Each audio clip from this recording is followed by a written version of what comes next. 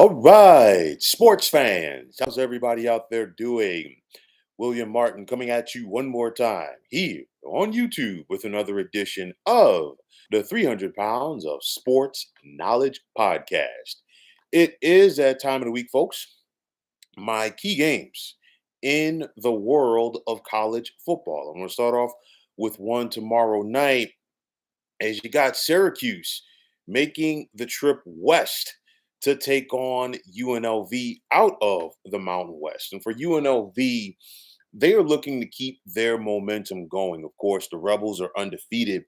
And after the departure of quarterback Matthew Sluka, it was a smooth transition for the Rebels last week when they plowed through Fresno State with quarterback Hodge Malik Williams. And you know, with Hodge Malik Williams out there, the Rebels are going to run the football. They can still pass it, don't get me wrong, but this is a very efficient offense with the likes of Kylan James running the football and, of course, Ricky White, the third, on the receiving end.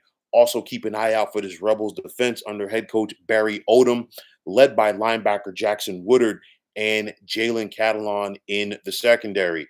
Now, for the Qs, this is their first road game of the season, and it's the first road game as Syracuse's head coach for Fran Brown. We've seen the Orange be pretty solid at home so far. Will this UNLV defense be able to get to quarterback Kyle McCord? Looks a lot different, looks more confident playing for Syracuse than he did at Ohio State last year. You got some talent on Syracuse, especially on the offensive side of the ball. Keep an eye out for tight end Aronde Gadsden II, as well as wide receiver Trevor Pena and running back LeClint Allen. Then this Orange defense, led by Derek McDonald at linebacker, and then King Joseph Edwards on the defensive line. I think this is going to be a very good game. A lot of talent on the field for both of these teams. UNLV is favored by 6.5 points at home, and I'm going to take the Rebels over the Orange by the score of 34-28. Now, moving ahead to Saturday in the SEC, and now that separation time that I talked about the other day is beginning as we're starting to see a lot of these ranked teams within the same conferences, especially the SEC, start to have to face each other. And you got the ninth ranked Missouri Tigers traveling to College Station to take on the 25th ranked Aggies of Texas A&M. A&M comes into this contest favored by 2.5 points at home. And A&M, in comparison to last year with Jimbo Fisher, they look like a much different team so far in the early stages of the season under head coach Mike Elko. Freshman quarterback Marcel Reed gets more confident as the games go by, and it helps that A&M is running the football effectively with Le'Veon Moss. Also, keep an eye out for Marcus Radcliffe in this Aggie secondary. Will he and his cohorts defensively be able to slow down this Missouri offense and get quarterback Brady Cook into making some mistakes? Missouri's got a lot of talent on offense. They got to find a way to get the ball to Luther Burden III, one of the best wide receivers in the nation, along with Theo Weiss. And then you've got Nate Noel at running back. But when it's all said and done, I'm going to take the Aggies over the Tigers at home by the score of 24-23. Now you've got SMU having traveling on the road within the ACC as they're traveling to take on 22nd ranked Louisville. And for SMU, we saw them in their ACC debut last Saturday night. They beat the brakes off of Florida State. I know that things are not looking good for Florida State right now, but SMU looked darn good last Saturday night at home. A lot of talent for SMU. Keep an eye out for tight end RJ Maryland, as well as running back Rashard Smith and quarterback Kevin Jennings. Then with this Mustangs defense, which includes linebacker Kobe Wilson, as well as safety Ahmad Moses. But Louisville, they're looking to get back on track after they lost last Saturday, courtesy of Notre Dame. Got a lot of talent for this Cardinals club with quarterback Tyler Shaw, as well as wide receiver Ja'Cory Brooks, the Alabama transfer, and running back Isaac Brown. And also, keep an eye out for Tramel Logan on this Louisville defense. The Cardinals are favored by 6.5 points at home. The over-under is 56.5. I'm going to take the Cardinals with the slight over. I'm going to take or at least more than 6.5 points, rather. I'm going to take Louisville by 8 points at home, 31 to 23. Now, sticking with the ACC, you've got Pitt traveling to take on North Carolina. And for Pitt, they come into this contest. They're favored by 2.5 on the road. They're looking to remain undefeated. This is their first conference game of the year.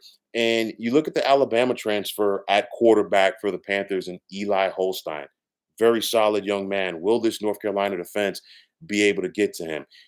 Running back Desmond Reed. You've also got wide receiver Kanata Mumfield, and then Nate Matlock on this defensive line for the Panthers. Now, for North Carolina, will Mac Brown and company be able to get back into the win column? We've seen the Tar Heels the last couple of weeks, 2 losses. They took it on the chin at home, courtesy of James Madison. They gave up 70 points. And then last week, they dominated the first half, okay, on the road against Duke. But then things just came apart for the Tar Heels in the second half. I think what North Carolina is going to have to do, they have to establish their running game with running back Amari and Hampton, take some pressure off of quarterback Jacoby Criswell, and then this Tar Heels defense. North Carolina only has 1 interception so far on this college football season. Will that change? Pat Narduzzi is going to have his Pitt Panthers ready to play come Saturday, and I think because of that, I'm going to take Pitt on the road by the score of 30-24. Now, in a battle of two of the service academies, you got Navy traveling to take on Air Force, and the midshipmen go on the road, favored by 10 points in this contest. And of course, when you think about the service academies, it's all about the triple option.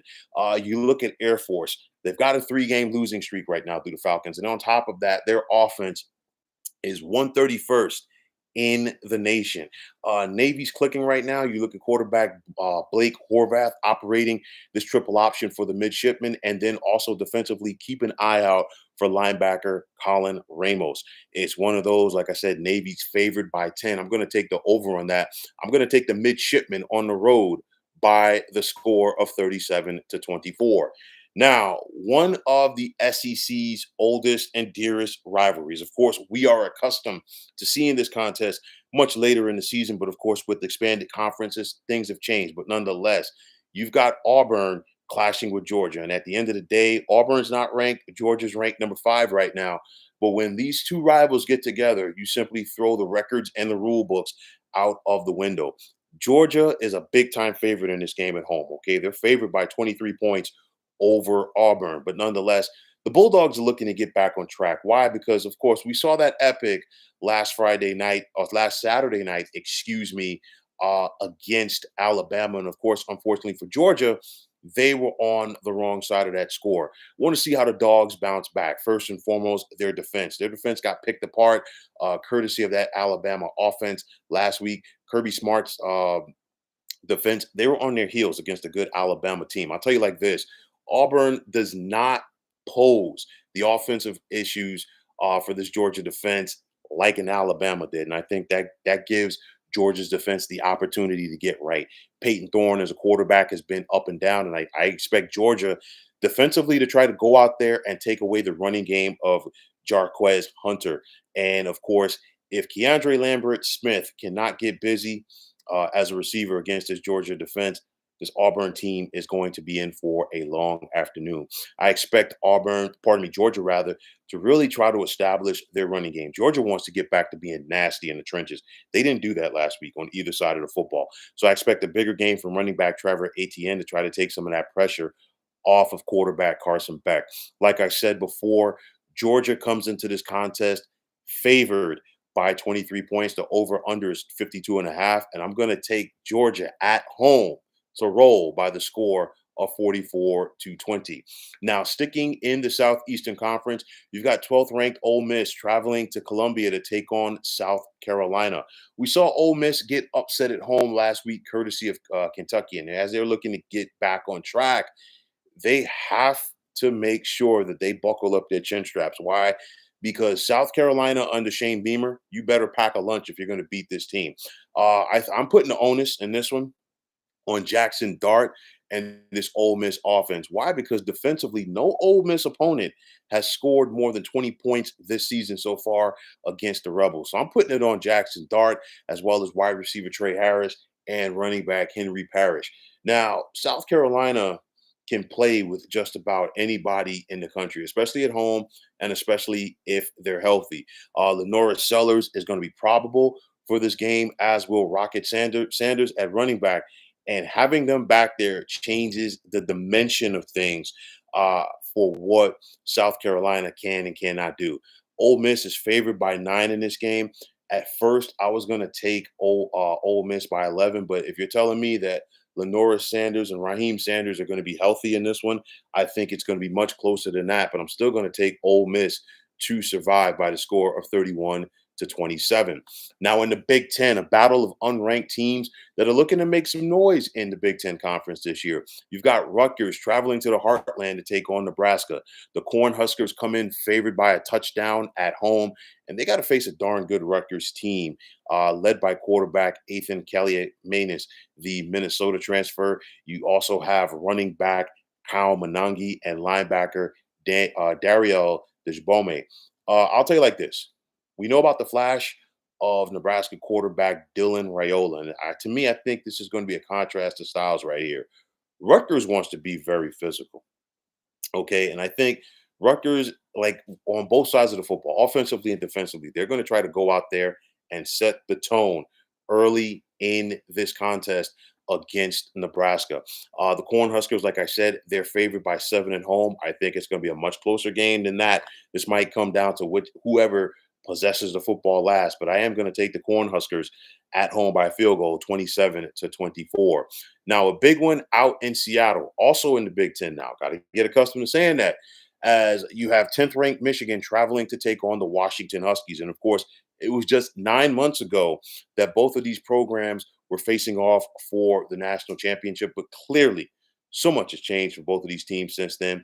Jim Harbaugh, Michigan's head coach, he's now in the NFL with the Chargers. Kalen DeBoer, Washington's head coach at the time, he's with Alabama.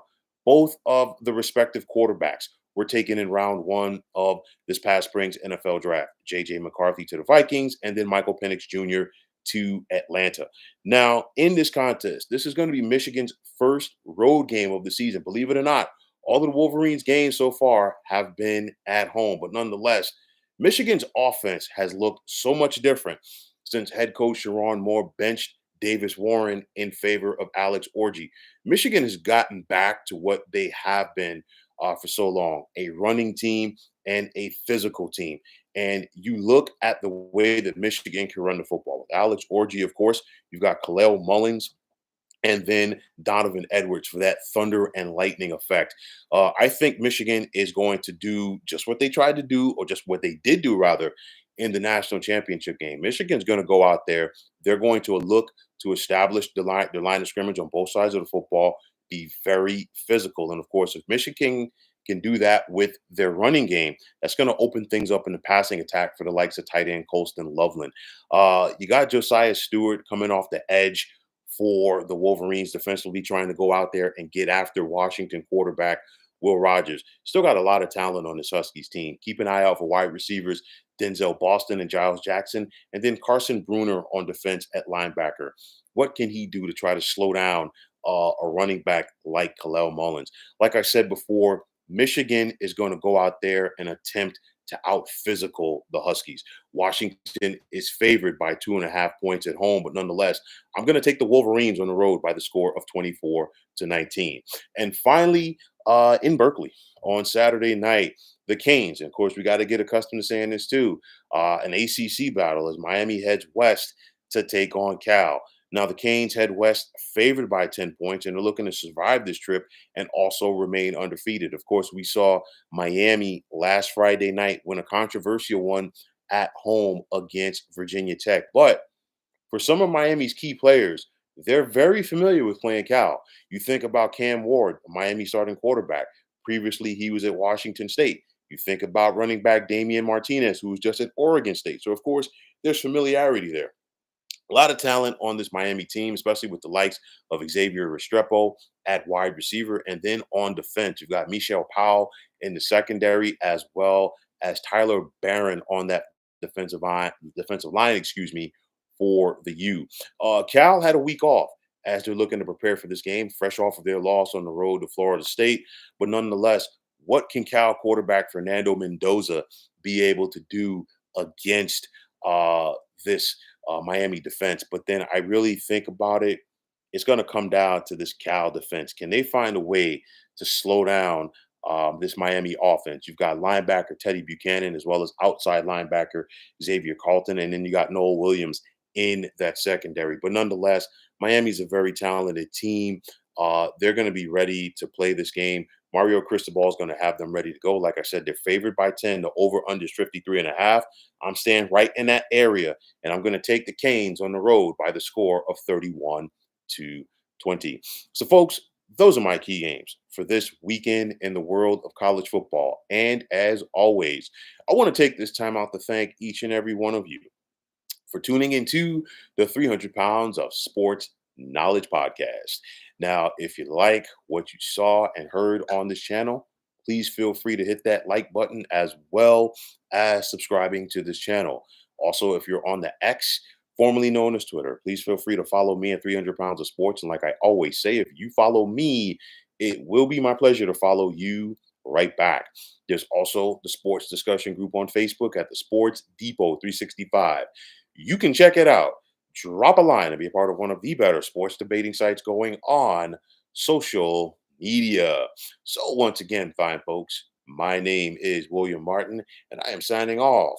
And I'm saying thanks once again for tuning into the 300 Pounds of Sports Knowledge podcast here on YouTube. Be well, everybody.